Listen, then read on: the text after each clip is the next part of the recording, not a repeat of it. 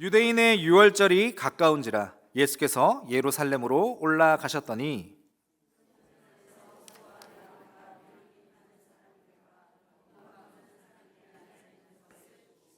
노끈으로 채찍을 만드사 양이나 소를 다 성전에서 내쫓으시고 돈 바꾸는 사람들의 돈을 쏟으시며 상을 엎으시고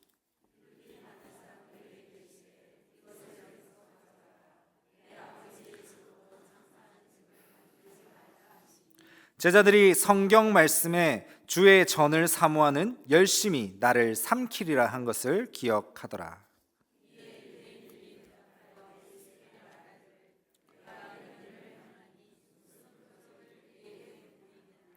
예수께서 대답하여 이르시되 너희가 이 성전을 헐라 내가 사흘 동안에 일으키리라.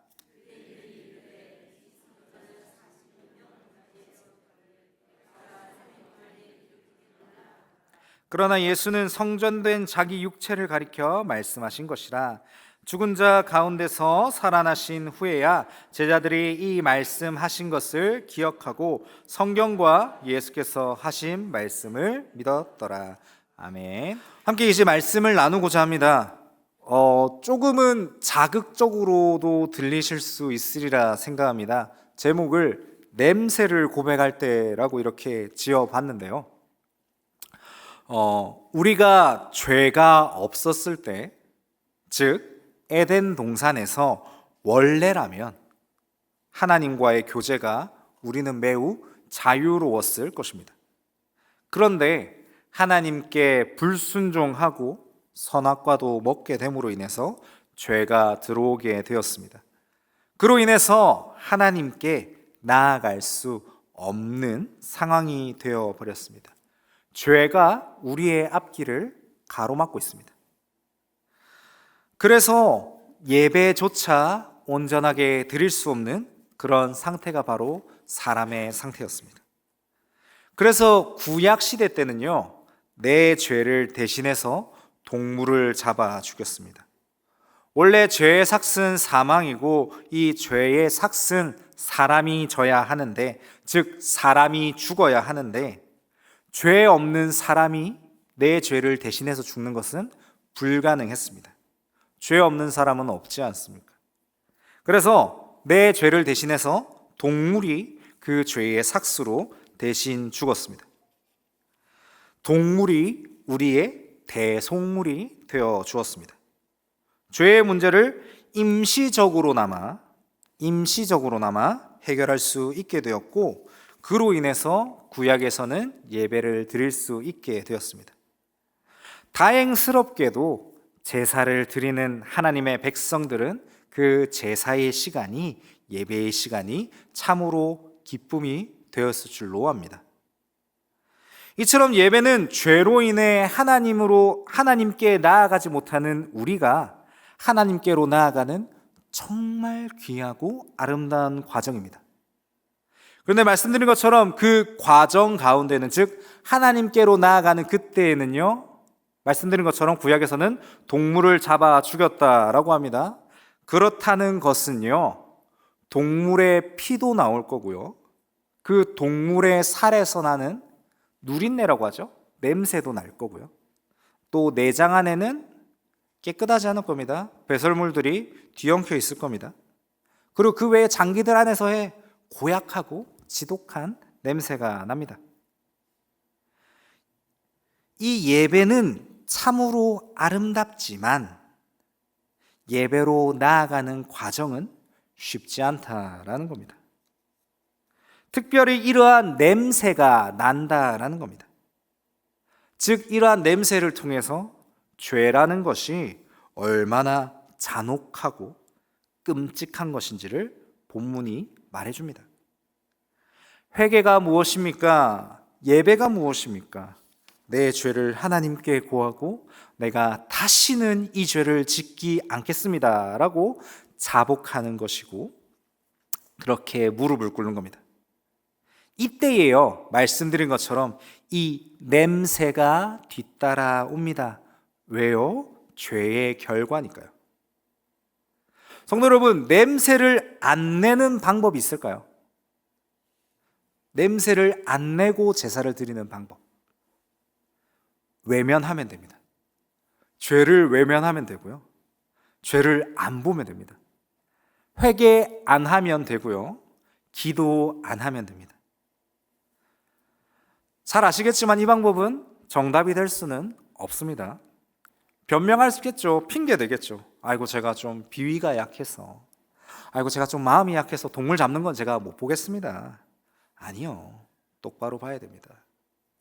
내가 얼마나 추악한지, 내가 얼마나 죄인된 사람인지 똑바로 봐야 합니다.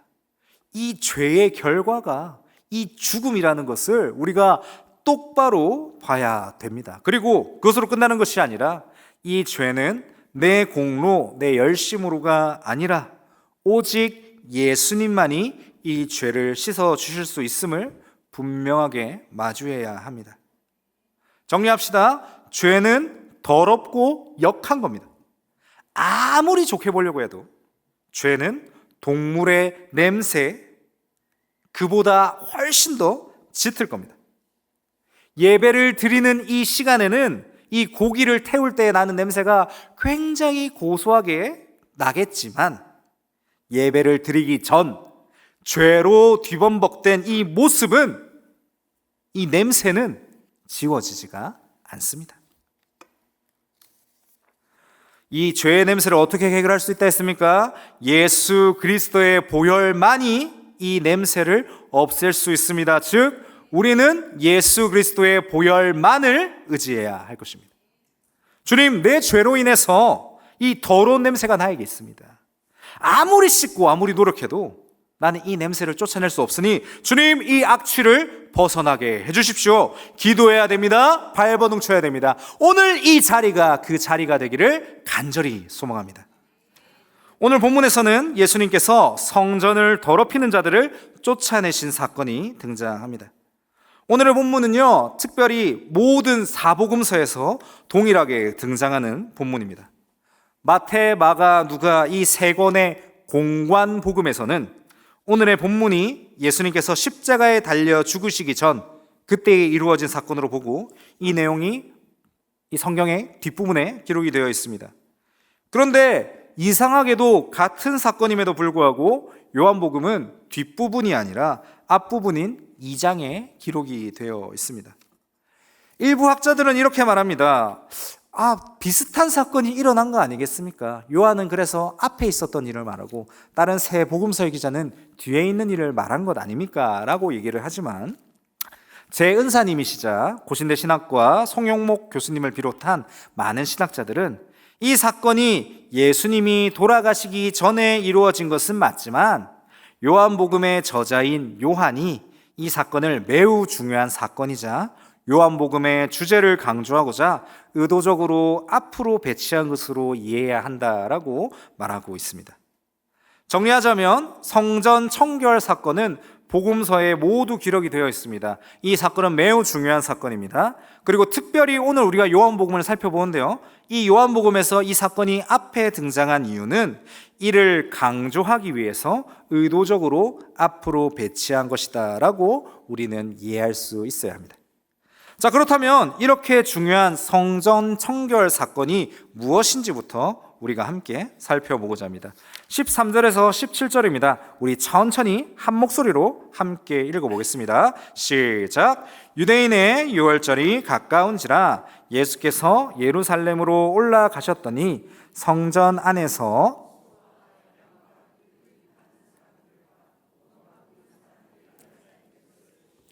노끈으로 채찍을 만드사 양이나 소를 다 성전에서 내쫓으시고 돈 바꾸는 사람들의 돈을 쏟으시며 상을 엎으시고 비둘기 파는 사람들에게 이르시되 이것을 여기서 가져가라. 내 아버지의 집으로 장사하는 집을 만들지 말라 하시니 제자들이 성경 말씀에 주의 전을 사모하는 열심히 나를 삼키리라 한 것을 기억하더라. 아멘. 예수님께서는 유월절이 가까워지셔서 이제 예루살렘에 있는 성전으로 가셨습니다.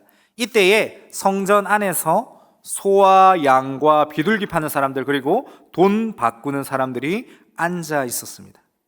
예수님은 이에 대해서 15절에 기록된 것처럼 노끈으로 채찍을 만드셨습니다. 양이나 소를 다 성전에서 내쫓으시고 돈 바꾸는 사람들의 돈을 쏟아 상을 엎으셨고요. 비둘기 파는 사람들에게 이것을 여기서 가져가라. 내 아버지의 집으로 장사하는 집을 만들지 말라라고 말씀하십니다. 먼저 노끈으로 채찍을 만드셨습니다. 어떤 의미입니까? 예전에 집신 만드는 거 한 번씩 다들 보셨지 않습니까? 집신을 만들듯이 이 새끼를 꼬아서 노끈을 꼬아서 직접 채찍을 만드십니다. 저라면요, 화가 너무 날 것 같은데 이 화를 참으시는 겁니다. 이 새끼를 꼬면서 인내하시는 거죠. 그리고 할 건 또 하셔야 합니다. 제가 저희 집 아기가 가끔 말을 안 듣습니다.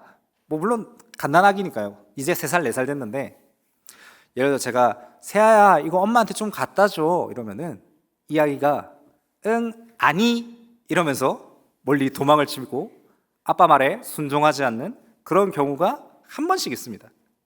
그러면 이 잘못된 것에 대해서 얘기를 해줘야겠죠. 그런데 이때 제가 이 화까지 담으면 어떻게 될까요? 딸, 내가 이거 하라 했잖아. 이렇게 성질내는 게 아니라 잘못한 것에 대해서 얘기를 해야겠죠. 제가 또 이제 기독학교를 담당하고 있는데요. 저희 아이들도 좀 앉아 있는데 제가 진짜 혼 안 내려고 부단히 노력하는데 오늘 제가 한번 혼을 냈습니다.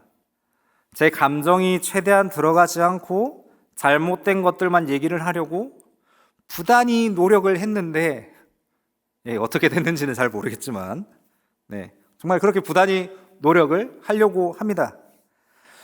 새끼를 꼬았다는 게 그러한 의미인 줄로 압니다. 본질만을 의미해야 할 겁니다. 내 화를 얘기하지 않고 내 답답함을 얘기하지 않고 하나님의 말씀만 전해야지라면서 그렇게 오늘 새끼를 꼬우십니다. 그렇게 노끈으로 채찍을 만드시면서 예수님이 말씀하십니다. 너희는 왜 내 아버지의 집을 장사의 소굴로 만드냐? 공관복음에서는요 이를 강도의 소굴이라고 표현을 하십니다. 먼저 질문드립니다. 왜 이들은 장사하는 곳으로 성전을 만들었을까요? 아니 그 전에 한번 생각해 봅시다. 사람들이 이 장사를 싫어했을까요? 면죄부라고 한 번씩 들어보셨으리라 생각이 됩니다. 종교개혁 시대 때 있었던 로마 가톨릭의 잔재인데 죄에 대한 회개를 헌금을 함으로써 죄가 씻어진다는 말도 안 되는 그런 것이 있었습니다. 동전을 땡그랑 넣으면 이 죄가 회개가 된다라고 그 사람들이 로마 가톨릭이 이제 주장을 합니다. 우리가 듣기에 너무 악법이지 않습니까? 아니지 않습니까? 그런데요, 신기하게도요, 이 당시의 사람들이요, 이 면죄부를요, 좋아했습니다. 열심히 기도 안 해도 되네? 동전 하나 넣으면 되네? 동전 하나 넣으면 내 죄가 사라지네? 이러한 간편한 시스템을 사람들은 좋아했습니다. 성경에 나오지도 않는 이런 시스템이 사람들에게 인기를 끌었던 그 이유는 딴 게 아니었습니다. 편하잖아요. 쉽잖아요. 그냥 동전 하나 딱 넣으면 끝나잖아요. 내 죄를 자복하고 회개하고 이런 거 안 해도 그냥 동전 하나 딱 넣으면 죄가 없어지잖아요. 얼마나 편합니까? 여러분, 회개가 무엇입니까? 회개 기도는 무엇입니까? 이 회개 기도를 하면은 정립되어 있는 죄가 확 없어집니까? 우리가 면죄부 때문에요, 이 회개라는 것도 오해하는 경우가 있습니다. 회개는 예수님의 피 아니면 씻을 수 없습니다. 내가 다시는 나의 힘을 의지하지 않겠습니다. 예수님의 피만을 의지하겠습니다. 라고 기도하는 거지. 정립된 죄를 좀 지워주십시오. 내가 이만큼 잘못했는데 하나님 회개합니다. 이만큼 없애주십시오. 라고 말하는 게 회개가 아닙니다. 오해하면 안 됩니다. 다시 말씀드립니다. 회개라는 것은 내가 예수님의 피 없이는 내가 아무것도 못합니다. 내가 또 죄를 저질렀습니다. 예수님께서는요, 이미 우리의 죄를 사하여 주셨습니다. 그리고 앞으로 있을 그 죄까지 사하여 주셨습니다. 그 사랑을 내가 기억하며 살아가겠습니다. 내가 자범죄를 더 이상 저지르지 않겠습니다. 내가 스스로 내 죄를 저지르지 않겠습니다 라고 말하는 것이고, 내가 반성합니다 라는 의미지, 오해하면 안 됩니다. 회개한다고 정립된 죄가 지워지는 게 아닙니다. 오해하시면 안 됩니다. 회개가 필요 없다는 것도 아닙니다. 우리의 죄는 예수님께서 이미 사하여 주셨습니다. 회개할 필요가 없다라고 말하지 않았습니다. 회개해야 됩니다. 그 회개라는 것을 바르게 이해해야 합니다. 처음에 말씀드렸던 그 냄새의 개념을 다시 한번 기억해 봅시다.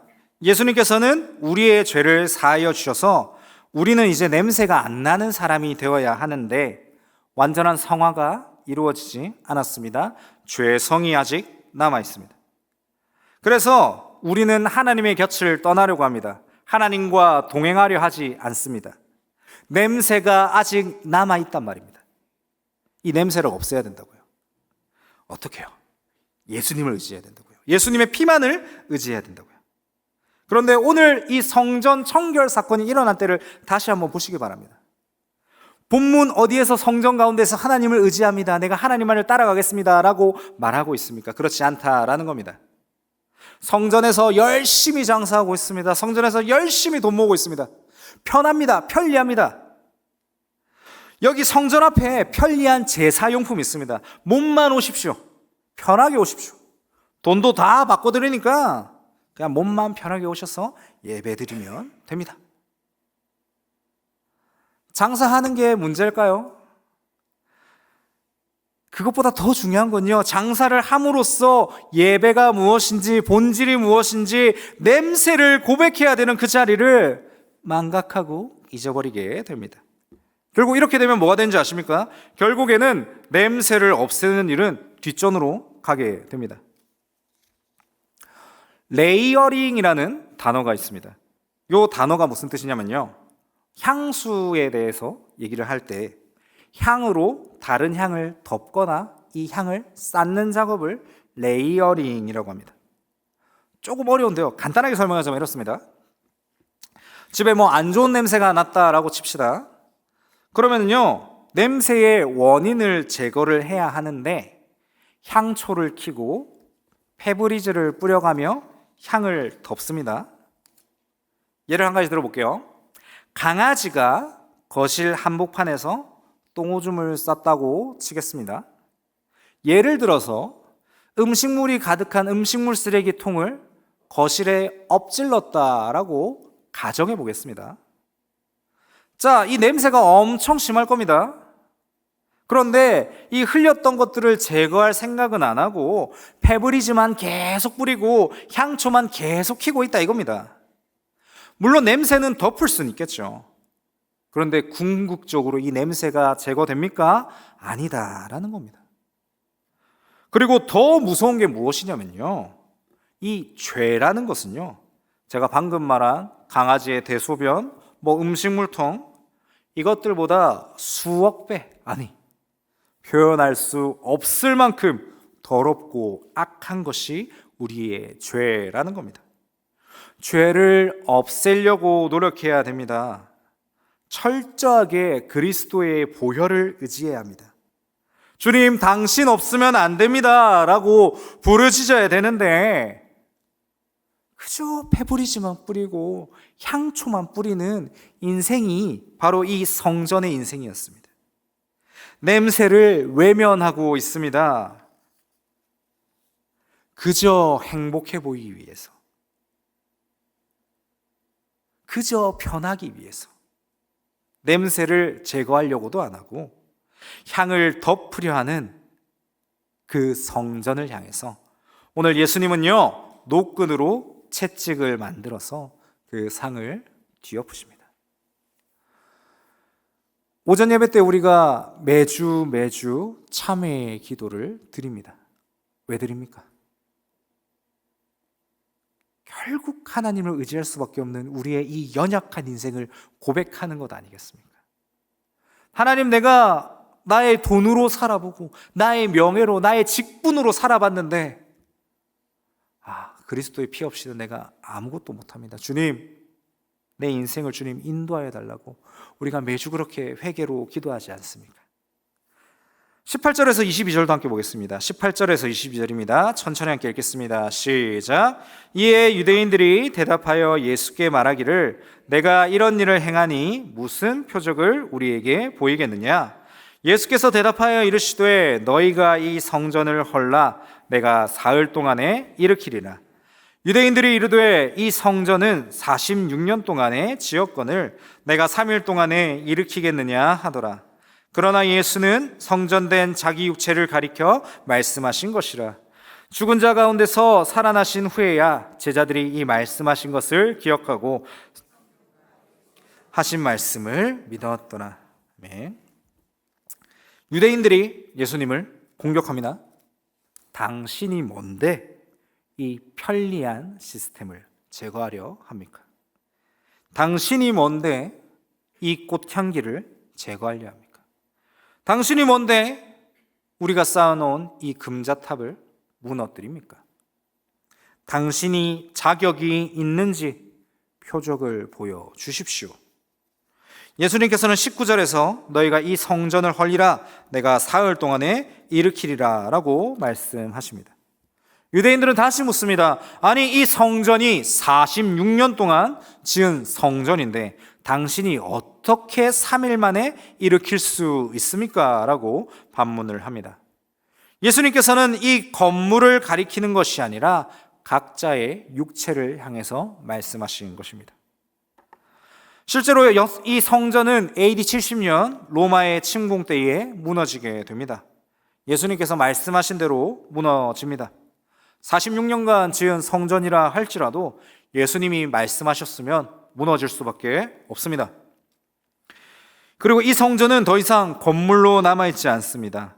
AD 70년 성전 파괴 이후 이 성전이라는 단어는 건물을 말하는 것이 아니라 이제 하나님께서 주신 각자의 육체를 향해 사용되는 말이 되었습니다. 여러분들이 한 분 한 분이 성전이십니다. 그렇다면 다시 한 번 더 성전 되신 여러분께 여쭤보겠습니다. 냄새를 제거하기 위해서 부단히 노력하고 계십니까? 냄새를 제거해야 되는데 혹시 향초만 피우신 건 아닙니까? 페브리즈만 뿌리시진 않았습니까?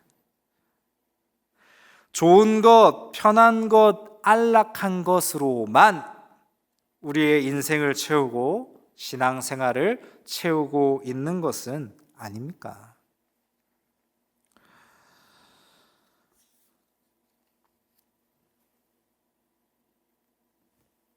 회개해야 합니다. 고백해야 합니다. 하나님, 내 몸에서 냄새가 납니다.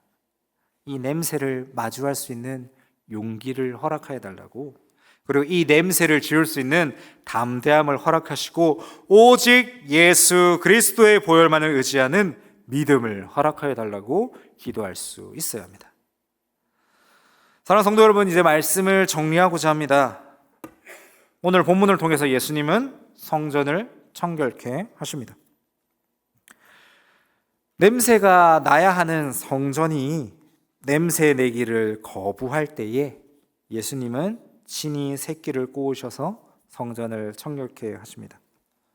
성전으로 살아가시는 사랑하는 모든 민족교회 성도 여러분들, 우리 몸에 나는 그 냄새를 고백해야 됩니다. 외면하면 안 됩니다. 향으로 더 이상 덮지 마시기 바랍니다. 고백해야 됩니다. 주님이 기다리고 계십니다. 특별히 우리가 이 시간 가운데 기도합니다. 이 기도할 때에 우리가 함께 고백했으면 좋겠습니다. 주님, 내가 주님 뜻대로 살아가야 되는데, 내가 주님 말씀하신 대로 살아가야 하는데, 내가 원하는 대로 살지는 않았습니까? 내가 원하는 대로 신앙생활하고 내가 원하는 대로 나아가진 않았습니까? 고백할 수 있어야 됩니다. 우리의 이 신앙생활은 냄새를 피해서는 안 됩니다.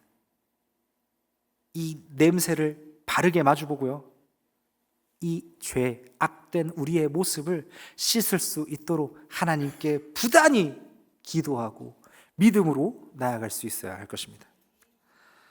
사랑하는 성도 여러분, 이제 남은 한 주간 우리가 살아갑니다. 그 살아갈 때에 오직 그리스도의 보혈만을 의지하는 한 주가 되기를 소망합니다. 우리 몸에서 나는 그 냄새를 예수 그리스도께 의탁하십시오. 주님, 나의 죄를 씻어주신 주님, 그 사실을 기억하며 내가 하나님의 자녀답게 한 주간 살아갈 수 있게 달라고, 주님 나의 인생을 다스려 달라고 이렇게 기도하며 그렇게 나아갈 수 있는 우리 성도님 되시기를 간절히 소망합니다.